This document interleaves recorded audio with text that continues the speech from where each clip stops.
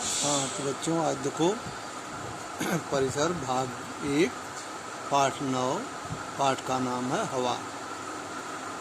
हवा के बारे में आप जानते हो तो बताया जा चुका है। हवा क्या होता है, हवा हमें कहाँ मिलता है, कैसे मिलता है। हमें हवा का ज्ञान, प्रमुख चीज़ है कि हमें हवा का ज्ञान कैसे होता है। हम हवा को देख नहीं पाते हैं, लेकिन हम अनुभव कर सकते हैं। जैसे जब हवा चलता है तो हमारे त्वचा पर, शरीर पर हवा लगता है तो हमें त्वचा के द्वारा यह अनुभव होता है कि हवा चल रहा है। तो आओ अब हम लोग आगे हवा के बारे में अध्ययन करेंगे। हवा कई प्रकार से हम उसका अध्ययन करते हैं। जैसे आप बच्चे हो, कभी फुग्गा फुलाए होगे, गुब्बारे में आप मुंह से हवा फूंकते हो तो हवा के दबाव से ही वह फुग्गा, गुब्बारा फूलता है। साइकिल में हवा भरते समय पंप द्वारा या मशीन द्वारा आप देखे होंगे कि जब हवा की ट्यूब में, साइकिल के ट्यूब में हवा भरा जाता है तो वह फूलता है, तो चलने लायक हो जाता है।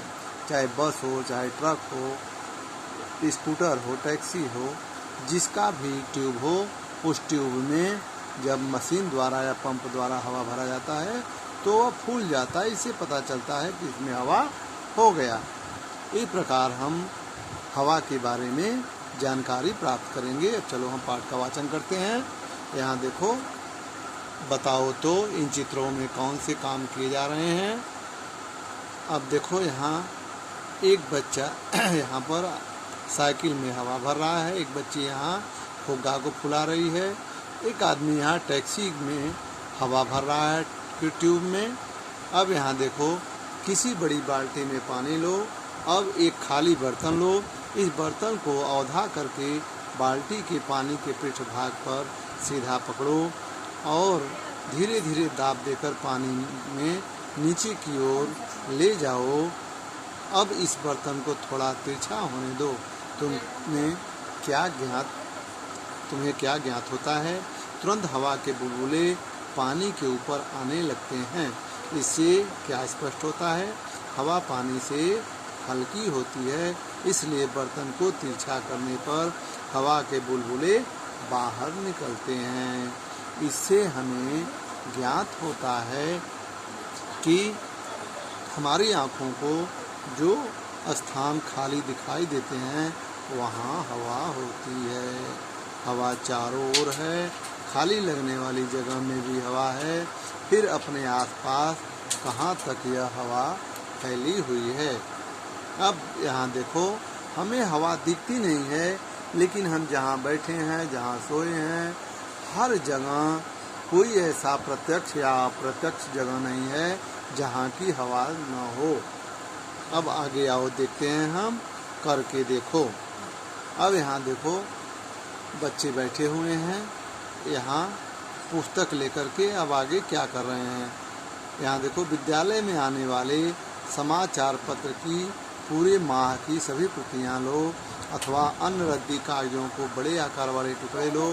समाचार पत्र के पन्नों को अलग कर लो और प्रत्येक पन्ने के 4-4 समान भाग बनाओ। कागज के इन समान आकार वाले टुकड़ों को फर्श पर एक के ऊपर रखो। अब यहाँ पन्ना पलटो, आगे देखेंगे अगले पेज पर। यह ढेर तैयार करते समय फर्श के समय समीप वाले और सबसे ऊपर वाले कागज की तहों में तुम्हें अंतर दिखता है, उस पर ध्यान दो। कागज के सभी टुकड़ों को एक के ऊपर एक इस प्रकार रखने के बाद इस ढेर का निरीक्षण करो। ऊपरी और निचली परतों में जो अंतर है उस पर ध्यान दो। यहाँ देखो, तुम्हें क्या दिखाई देगा। तुम कागज पर कागज रखते हो, फलतः निचले कागज ऊपर वाले कागजों द्वारा दबाए जाते हैं। नीचे वाले कागजों की आपस में दूरी कम होती है, जबकि ऊपर वाले कागज उसकी अपेक्षा अधिक खुले, बिना दबे हुए दिखते हैं। इससे क्या स्पष्ट होता है कागजों का जो ढेर बना है उसमें जो कागज फर्श के जितने समीप है होगा उस पर ऊपर वाले अधिक कागजों की क्रियाशील दाब उतना ही अधिक होगा। अतः सबसे नीचे वाले कागजों की परत अधिक भारी उठाती है, संभालती है, उसकी अपेक्षा ऊपर वाले कागजों का पर भार कम होता है। बेटे, जैसे उदाहरण के लिए अभी आपने देखा होगा आपका त्यौहार है हिंदू धर्म का, जिसमें आप गोपाल काला भी आप लोग मनाए होंगे।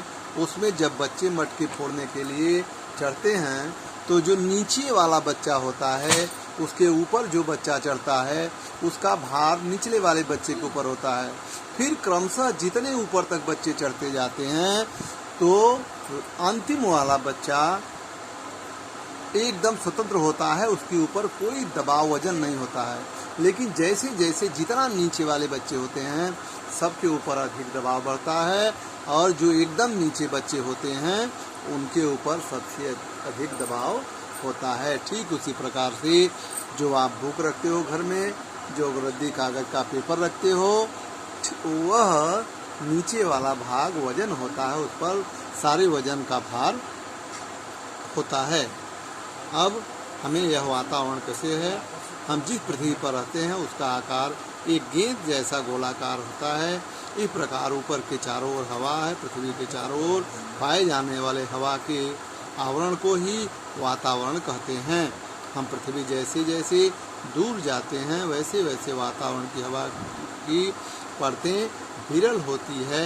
अतः पृथ्वी के पृष्ठभाग समीप वाली हवा की परतें सर्वाधिक सघन होती हैं। पृथ्वी अपेक्षाकृत ऊपर की परतें विरल होती हैं, अतः ऊंचाई पर स्थित हवा विरल होती है।